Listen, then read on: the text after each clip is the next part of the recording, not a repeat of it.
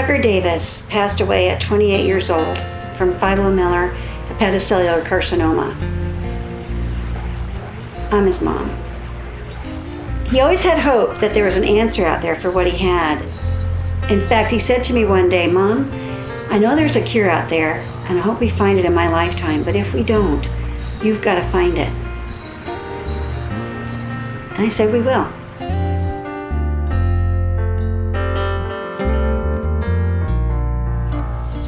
She was 22. Her journey was very short. From diagnosis to death was 3.5 months. She was flamboyant and silly and sassy. My hope is that another parent doesn't have to go through what I went through. And I want to be a part of that. The importance of raising money is that research is extremely expensive. And without really philanthropy to start any research project, we can't get off the ground.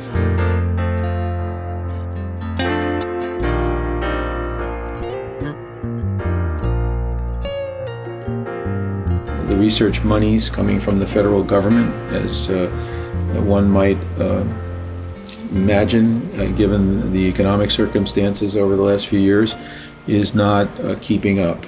Contrast that with the terrible burden a young patient who may be getting ready to go to their prom or to high school or to college when they've been told that they have a tumor that may not be curable.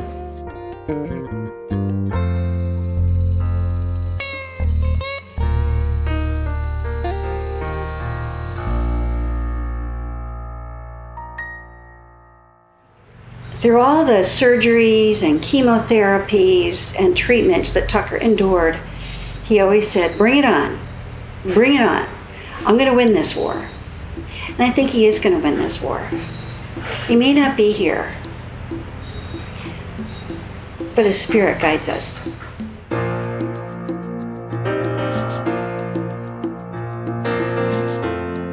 Be assured, this is something totally on our mind and totally in our hearts, and we're going to continue working on it until we find a real cure for the disease and a true solution for our very dear patients. Doctor, doctor, what more can be done? You must find a way to save my son. Mother, mother, take hold of my hand. You must know that this is not the end. We may not have the answers, but one thing is for sure. We will keep on fighting till we find a cure. Ain't no storm. You don't know how strong and how brave you can be until you have no other choice. When your only other choice is to give up and die, you will do anything. There's people who do devote their lives, doctors and surgeons and researchers, and thank God for them. We are the strongest, our foundation will allow. There's a time to... And the work that you guys are doing through your foundation is extremely important, because that sort of support really does help the scientific community stay on task and keep the interest levels high. I didn't even expect to make it to 18. And then when I got to 18, I didn't think I'd make it to 21, and here I am. I'm 21 now. I rock. Let me hear you say, ain't no storm, and it ain't no blood, take you away, 'cause you're in the blood. Oh, hold me down, break my stride, 'cause I got love and the light inside. Just before I draw strength for myself, I go and find her.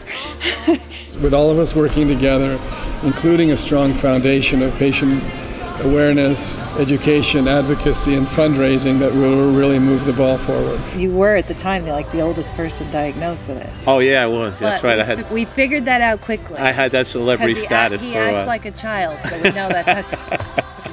Thanks, honey. We figured that out very quickly, because he acts like a child. So we said, well, we understand why you have a childhood cancer.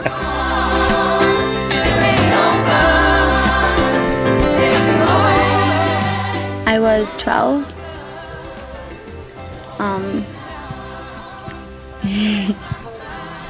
I'm now 16. We're at a time when advances in imaging, in molecular biology, in genetics and biochemistry are allowing us to ask questions we couldn't ask before.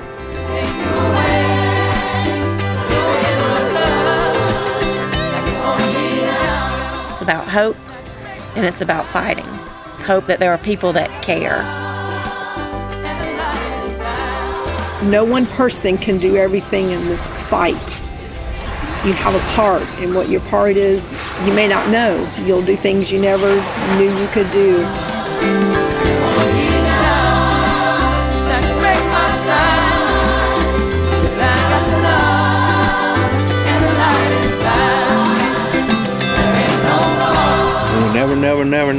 Never give up.